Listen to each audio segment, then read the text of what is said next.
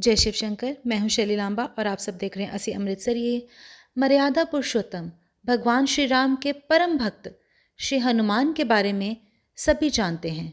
ये भी जानते हैं कि दशरथ नंदन राम हनुमान के हृदय में बसते थे। लेकिन क्या आपको ये पता है कि एक बार पवन सुत हनुमान जी और श्री राम के मध्य युद्ध हुआ था? हो सकता है कि ये सुनकर आपको हैरानी हो, लेकिन ये सत्य है। और इस घटना के बारे में श्री राम की कथा में भी सुनने और पढ़ने को मिलता है। लेकिन इससे भी ज़्यादा हैरान करने वाली बात यह है कि पवन सुत जब श्री राम से लड़ने के लिए तैयार हुए तो उन्होंने सौगंध भी मर्यादा पुरुषोत्तम राम की ही ली थी। आइए जानते हैं ऐसा क्या हुआ था कि श्री राम के परम भक्त पवन सुत को अपने ही प्रभु से युद्ध करना पड़ा था। मगर उससे पहले अगर आपने मेरे चैनल को सब्सक्राइब नहीं किया है तो उसको सब्सक्राइब कर दीजिए और बेल आइकन भी प्रेस कर दीजिए ताकि आपको सारी नोटिफिकेशंस मिलती रहें। कथा के अनुसार एक बार सुमेरु पर्वत पर सभी संतों की सभा का आयोजन हुआ। कैवर्त देश के राजा सुकंत भी उसी सभा में सभी संतों का आशीर्वाद लेने जा रहे थे। रास्ते में उन्हें देवर्षि नारद मिल गए। राजा सुकंत ने उन्हें प्रणाम किया। इस पर श्री नारद जी ने उन्हें आशीर्वाद देकर यात्रा का प्रयोजन पूछा। राजा सुकंत ने उन्हें संत सभा के आयोजन की बात बताई। इस पर नारद मुनि ने कहा, अच्छा है, संतों की सभा में जरूर जाना चाहिए। ऐसा कहकर उन्होंने सुकंत को जाने का आदेश दे दिया। सुकंत जैसे ही सभा में जाने के लिए प्रस्थान करने लगा, तभी नारद जी ने उसे पीछे से आवाज दी और कहा, जिस सभा में जा रहे हो उसमें सभी को प्रणाम करना, लेकिन ऋषि विश्वामित्र का अभिवादन बिल्कुल भी मत करना। सुकंत ने इसका कारण पूछा और कहा, यह बिल्कुल भी उचित नहीं है। तब श्री नारद जी ने उत्तर दिया कि तुम भी राजा हो और वो भी पहले राजा ही थे, अब संत हो गए हैं, उनको प्रणाम मत करना। और राजा सुकंत ने बिल्कुल वैसा ही किया। सभा समाप्त होने के बाद विश्वामित्र जी श्री राम से मिलने पहुंचे। वहां पहुंचकर उन्होंने बताया कि उनका बहुत अपमान हुआ है, वे इसे भूल नहीं पाएंगे और उनके साथ साथ संत परंपरा का भी अपमान हुआ है। राम जी ने पूछा कि गुरुजी, मुझे पूरी बात बताइए। तब विश्वामित्र जी ने बताया कि उनके साथ क्या घटना हुई है।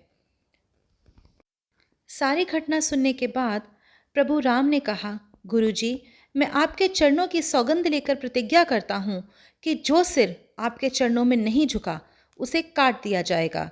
कल सुबह मैं उसका वध करूँगा। श्री राम की इस सौगंध का जैसे ही राजा सुकंत को पता चला, वो नारद मुनि को ढूंढने लगे। काफ़ी देर तक वे परेशान रहे, लेकिन नारद मुनि उन्हें नहीं मिले। व्याकुल होकर जब वे रोने लगे, तब नारद जी उसके सामने प्रकट हो गए। सुकंत ने हाथ जोड़कर उन्हें सारी बात सुनाई, साथ ही प्राणदान की विनती की। इस पर नारद जी ने उन्हें माता अंजनी की शरण में जाने की सलाह दे दी।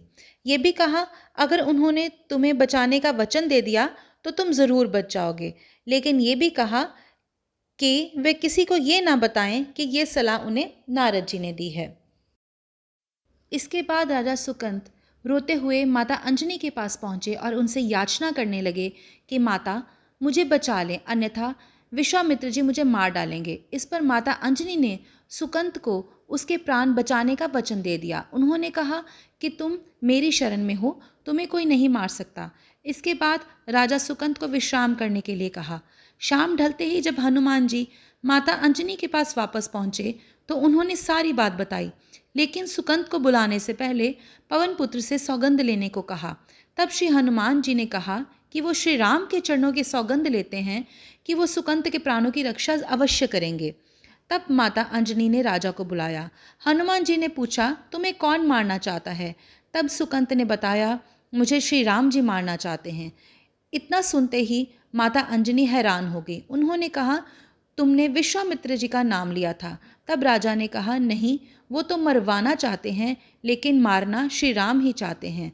हनुमान जी ने राजा सुकंत को उनकी राजधानी में छोड़ा और श्री राम दरबार में पहुंचे। वहां पहुंचकर उन्होंने राम जी से पूछा कि वो क्या करने जा रहे हैं। तब मर्यादा पुरुषोत्तम ने बताया कि वो राजा सुकंत का वध करने जा रहे हैं। हनुमान जी ने प्रभु को रोका। राम जी ने कहा, वे तो अपने गुरु की सौगंध ले चुके हैं, अब पीछे नहीं हट सकते। हनुमान जी ने कहा, प्रभु मैंने उसके प्राणों की रक्षा के लिए अपने इष्ट देव यानी कि आपकी सौगंध ली है। तब राम जी ने कहा, ठीक है, तुम अपना वचन निभाओ और मैं अपना वचन निभाता हूँ।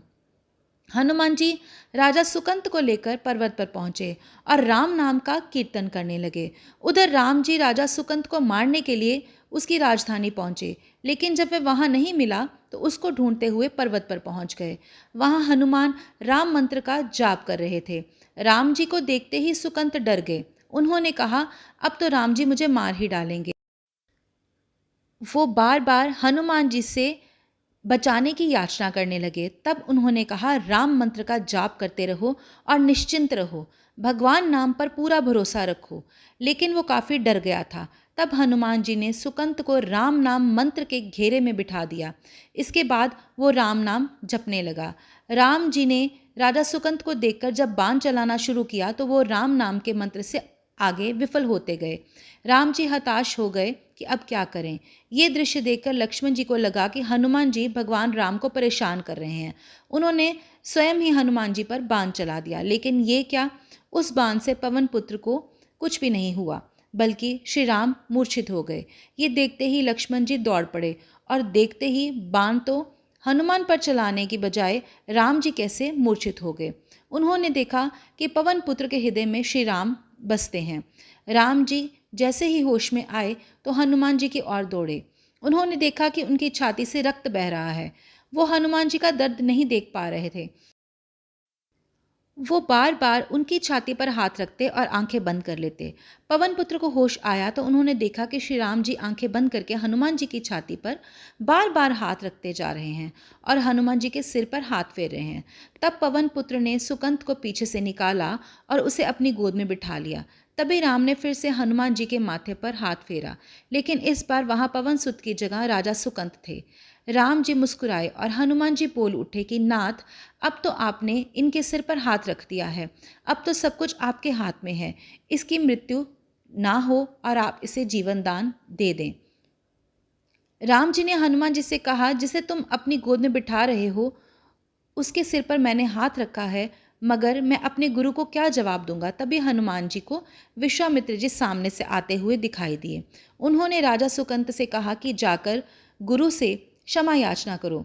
राजा दौड़कर विश्वामित्र जी के पास गए और विश्वामित्र जी ने उनको माफ कर दिया। तब विश्वामित्र जी ने राम जी को बोला कि मैं इसको माफ कर चुका हूं, तुम भी इसको क्षमा कर दो। जब राजा सुकंत को प्राणदान मिल गया तो उनसे सबने पूछा कि संत का सम्मान ना करने की सलाह तुम्हें किस कुसंग से मिली है। राजा सुकंत विश्वामित्र जी से कुछ कहते इससे पहले नारद मुनि वहां प्रकट हो गए। उन्होंने सारी घटना कह सुनाई। तब विश्वामित्र जी ने पूछा कि नारद, तुमने ऐसी गलत सलाह क्यों दी। तब नारद जी ने कहा, अक्सर ही लोग मुझसे पूछते हैं कि राम बड़े या राम का नाम बड़ा, तो मैंने सोचा क्यों ना कोई ऐसी लीला की जाए कि लोग अपने आप ये समझ लें कि भगवान से अधिक भगवान के नाम की महिमा है। तो कहते हैं ना, राम से बड़ा राम का नाम। आई होप आपको ये इंटरेस्टिंग प्रभु राम की स्टोरी बहुत पसंद आई होगी। ये कथा सुनने के बाद अगर आपको वो अच्छी लगी तो मेरे चैनल को सब्सक्राइब कर दीजिए और बेल आइकन प्रेस कर दीजिए ताकि आपको सारी नोटिफिकेशंस मिलती रहें। और एक बार मेरे साथ बोलिए, पवन पुत्र हनुमान की जय। जय जय श्री राम। जय शिव शंकर।